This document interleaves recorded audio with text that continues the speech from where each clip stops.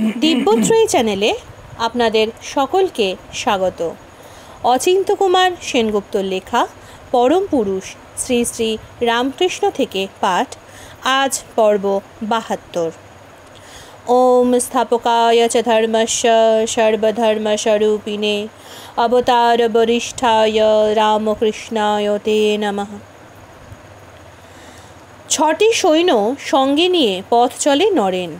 তারা হচ্ছে কি আর কে, কবে আর কোথায়, কেন আর কেমন করে। সব সঙ্গী ওচানো শান্তি। কেউ একটা কিছু বলবে আর তক্ষুনি ঘাড় কাত করে মেনে নেবে, এমনটি কখনো হবার নয়। যদি থাকে তো দেখাও, বেশ তো কোথায়, চলো আমার সঙ্গে। কেন ঈশ্বরকে ডাকবো, কেন মানব তোমাকে, তুমি কে, ঈশ্বরই বা কি। যদি উঠবই ওপরে, কেমন করে উঠব। শিব চাঁপা ফুল ভালোবাসে, তাই নরেনও ভালোবাসে চাঁপা ফুল। পাড়ার কোনো এক ছেলের বাড়িতে চাঁপা গাছ আছে, যখন তখন তার ডালে বসে দোল খায় নরেন। গাছ তো ভাঙবেই, ডান পিঠে ছেলেটাও জখম হবে। ও গাছটায় উঠো না, বাড়ির বুড়ো মালিক ভারিক্কি গলায় বারণ করলে। কি হয় উঠলে? প্রশ্ন শুনে মালিক চমকে উঠল। ভাবলে শান্ত কথায় হবে না, ভয় দেখাতে হবে। বললে, ও গাছটায় ব্রহ্মদত্তী থাকে। কীরকম দেখতে ব্রহ্মদত্তী? ওরে বাবা, ভয়ঙ্কর দেখতে। নিশুতি রাতে সাদা চাদর মুড়ি দিয়ে ঘুরে বেড়ায়। ঘুরে বেড়াক না। নরেনের মুখে নিটোল নির্লিপ্তি। তাদের আমার কি? তোমার কি মানে? যারা ওই গাছে চড়ে তাদের ঘাড় মটকে দেয়। রাত করে চুপি চুপি চলে এসেছে নরেন। বড় ইচ্ছে সাদা চাদর পরা ব্রহ্মদৈত্যর সঙ্গে দেখা হয়। সহপাঠী ছেলে বাধা দিতে এলো নরেনকে। বললে, না ভাই, অমন কাজ করিস নে, নিঘাত তবে তোর ঘাড় মটকাবে। নরেন হেসে উঠল উচ্চ রোলে। লোকে একটা কিছু বললেই বিশ্বাস করতে হবে? পরীক্ষা করে দেখব না নিজে? বলেই সে গাছের ডালে চড়ে বসল। নিজে যাচাই করে দেখব বুদ্ধির কোষ্ঠী পাথরের যুক্তির সোনা ঘষে ঘষে। বইয়ে লেখা আছে বলেই সত্য, ভালো মানুষের মতো তা মানতে পারবো না। নিজে পরীক্ষা করব, সত্য কি এতই সোজা? বিলেত আছে এ বললেই হবে? যেতে হবে বিলেতে। পরের মুখে ঝাল খেতে পারবো না, ঝালের প্রমাণ চাই। ঈশ্বর মানুষ হয়ে আসেন এ বললেই হবে? নরেন্দ্র গর্জে উঠল, প্রমাণ চাই। গিরিশ ঘোষ বললে, বিশ্বাসী প্রমাণ। এই জিনিসটা যে এখানে আছে তার প্রমাণ কি? বিশ্বাসী প্রমাণ। আমি ট্রুথ চাই, প্রুফ চাই। নরেন্দ্র আবার হুঙ্কার ছাড়ল। শাস্ত্রই বা বিশ্বাস করি কেমন করে? এক একজন এক এক বলেছে, যার যা মনে এসেছে তাই। ঠাকুর বললেন, গীতা সব শাস্ত্রের সার। সন্ন্যাসীর কাছে আর কিছু থাক আর না থাক, ছোট্ট একখানি গীতা অন্তত থাকবে। একজন ভক্ত গদগদ হয়ে উঠল। আহা, গীতা শ্রীকৃষ্ণ বলেছেন? শ্রীকৃষ্ণ বলেছেন না বলেছেন? ঝাঁঝিয়ে উঠল নরেন। হাতি যখন দেখেনি তখন সে ছুঁচের ভেতর দিয়ে যেতে পারে কি না কেমন করে জানব? বললে ভবনাথ। ঈশ্বরকে যখন জানি না তখন তিনি মানুষ হয়ে অবতার হতে পারেন কি না কেমন করে বুঝবো বিচার করে? নরেন বললে, আমি বিচার চাই। ঈশ্বর আছেন, বেশ, কিন্তু তিনি কোথাও ঝুলছেন এ আমি মানতে পারবো না। সবই সম্ভব, বিস্ময় সুস্মিত মুখে বললেন ঠাকুর। তিনি ভেলকি লাগিয়ে দেন, বাজিকর গলার ভেতর ছুরি চালায়, আবার বার করে, ইটপাটকেল খেয়ে ফেলে। তবে বাজিকরই সত্য, আর সব ভেলকি। বাজিকর আর তার বাজি, ভগবান আর তার ঐশ্বর্য, বাবু আর তার বাগান। বাজি দেখে লোক অবাক, কিন্তু বাজি ক্ষণিকের। এই আছে, এই নেই। বাজিকরই সত্য, ঐশ্বর্য দুদিনের, ভগবানই সত্য। বাগান দেখেই ফিরে যেও না, বাগানের মালিক বাবুর সন্ধান করো। নরেনের বয়স তখন 11। গঙ্গার ঘাটে ইংরেজের মানোয়ারি জাহাজ এসেছে, চল দেখে আসি। কিন্তু ঘাটের বড় সাহেবের দস্তখতি ছাড় চাই। ওরে বাবা, গিয়ে কাজ নেই, কে দাঁড়াবে ওই লালমুখো জাঁজরেলের কাছে, কথা কইবে কে? ঘরের ছেলে, ঘরে ফিরে চল। সামনের সিঁড়িতে প্রত্যক্ষ বাধা, পিছনের দিকে লোহার আর একটা সরু সিঁড়ি। সেই সিঁড়ি দিয়ে শটান উপরে উঠে গেল নরেন। পর্দা ফেলে ঘরে সাহেব বসে আছে। পর্দা সরিয়ে শটান ঢুকলো নরেন। সাহেব তো অবাক। অবাক যখন হয়েছ তখন অবাক হয়েই আলগোছে সই করে দাও একটা। পাশ নিয়ে সামনের সিঁড়ি দিয়েই বুক ফুলিয়ে নেমে এলো নরেন। প্রহরী তো অবাক, জিজ্ঞেস করলো, তুম कैसे ऊपर में गया? নরেন শুধু বললে, হাম জাদু জানতা। বাবার সঙ্গে রায়পুর যাচ্ছে নরেন। নাগপুর পর্যন্ত ট্রেনে গিয়ে সেখান থেকে গরুর গাড়ির রাস্তা প্রায় 15 দিন। তাই চলেছে নরেন, চলেছে বিন্ধ্যাচলের গা ঘেঁষে, ঘন অরণ্যের পথ বেয়ে। একখানা গরুর গাড়িতে নরেন একা, অন্য গাড়িতে তার মা আর ছোট ভাইয়েরা।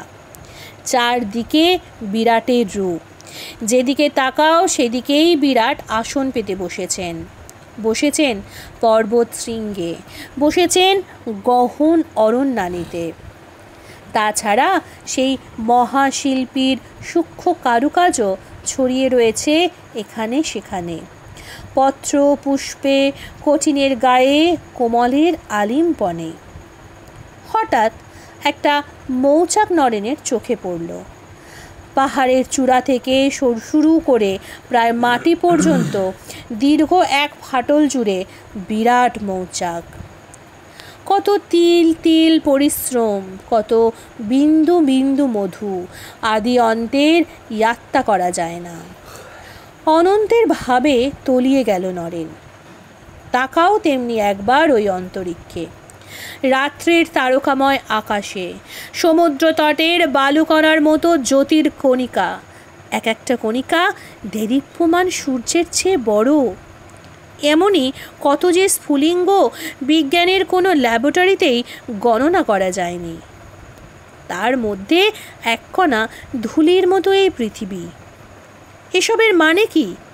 তাও কি সবাই স্থির হয়ে আছে, ছুটেছে দুর্দান্ত বেগে?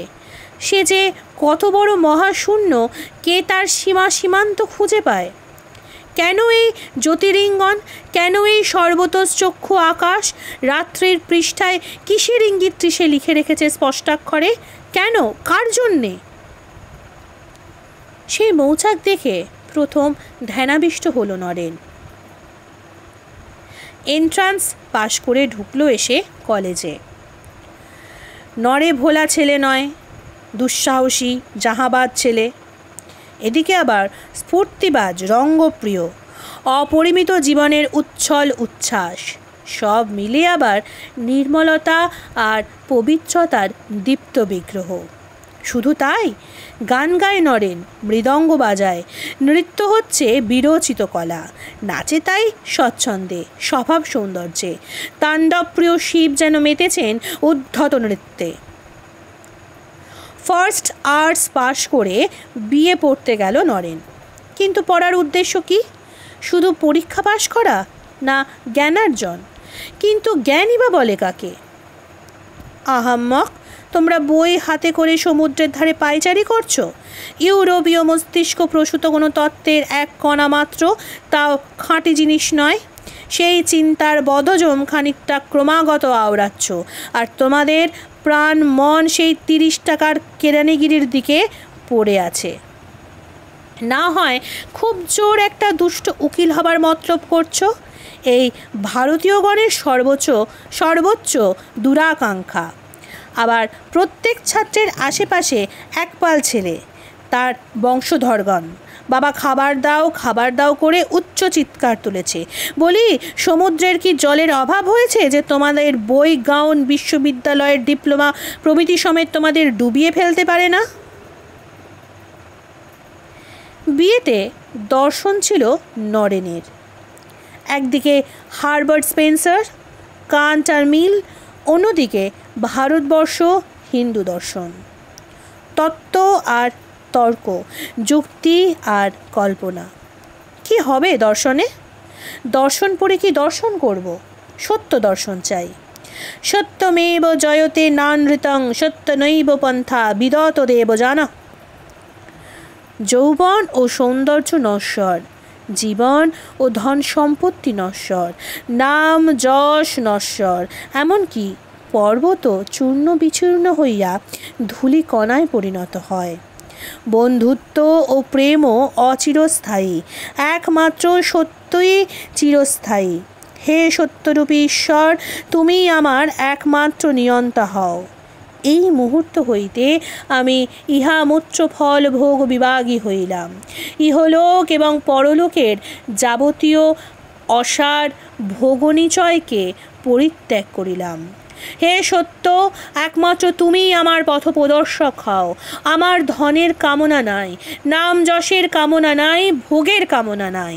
ভগিনী, এ সকল আমার নিকট খড়কুটা।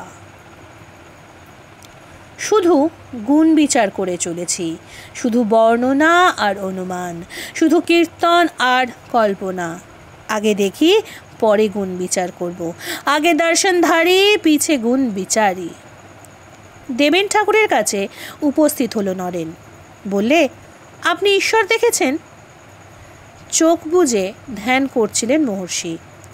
এক উত্তেজিত উন্মাদ কণ্ঠে তার ধ্যান ভাঙল। চেয়ে দেখলেন নরেন, যে ব্রাহ্ম সমাজে যাতায়াত করছে, নাম লিখিয়েছে খাতায়, যোগ ধ্যানের ক্লাসে ভর্তি হয়েছে কদিন। দেখেছেন আপনি ঈশ্বর? তন্ময় হয়ে তাকিয়ে রইলেন মহর্ষি। নরেনের স্থির নিবদ্ধ বিস্ফারিত দুই চক্ষু যেন ভাগবতী দীপ্তিতে জ্বলছে। হ্যাঁ না উত্তর দিতে পারলেন না মহর্ষি, শুধু বললেন, তোমার চোখ দুটি কি উজ্জ্বল, যেন যোগী চক্ষু। তা দিয়ে আমার কি হবে? যে অন্ধকারে আমি তাকে খুঁজছি, সেখানে কি করবে চর্মচক্ষু? আলোয় আলোকময় করে কি তিনি দেখা দেবেন যে চোখ মেলে তাকে দেখব? দেখব তাকে পাতায়, ফুলে, ঘাসে, শিশিরে, আকাশের তারায়, প্রতিটি মানুষের মুখে। কেশব সেনকে প্রকাশিত করেছেন মহর্ষি, উদ্ভাসিত করেছেন। যে ছিল মৃৎ প্রদীপ, তাকে করেছেন ভাস্বতী শিখা। মহাকবি প্রকৃতিকে মানবায়িত করে, মহর্ষি মানুষকে ঈশ্বরায়িত করেছেন। কেশব যার কীর্তি, তিনিও দেখেননি ঈশ্বরকে। বড় হতাশ হলো নরেন। মনের আকাশে যে ঝড় উঠেছে, তাতে মুছে যাচ্ছে আকাশের শাশ্বতী স্থিতি। তবে কি তিনি নেই? তবে কি তিনি দর্শনের অগোচর? কেন এসেছিল সে দর্শনের সংস্পর্শে, ধর্মের অনুসন্ধানে? সে কি এই মেঘ জালের মধ্য থেকে পথ পাবে না? সে কি জ্যোতির্তনয় নয়? বিশ্বাস, বিশ্বাস, সহানুভূতি, অগ্নিময় বিশ্বাস, অগ্নিময় সহানুভূতি। পাবে নাকি সে সেই তপ্ততাড়িত স্পর্শ? এমন কি কেউ নেই যিনি তাকে বলবেন সরল সত্যের সহজ স্ফূর্তিতে, তাকে দেখেছি বই কি, তোকে যেমন দেখছি চোখের ওপর, তেমনি স্পষ্ট, স্থূল, সাবয়ব। দেখেছ? চমকে উঠবে নরেন। কিন্তু এমন প্রাণময় সারল্যের সঙ্গে তিনি বলবেন যে নরেন তাকে বিশ্বাস করবে। সে অগ্নিময় আন্তরিকতার কাছে তার সংশয়ের ফণা সে নত করবে। শুধু দেখেছি, তার সঙ্গে খেয়েছি, কথা কয়েছি, শুয়েছি একসঙ্গে। বলো কি, দেখাতে পারো আমাকে? লাফিয়ে উঠবে নরেন। আমাকে দেখাতে হবে না, তুই নিজেই দেখতে পারবি, বলবেন সেই সর্বানুভূ। তোর এমন চক্ষু, তুই দেখবি নে। কোথায় কোথায় তিনি?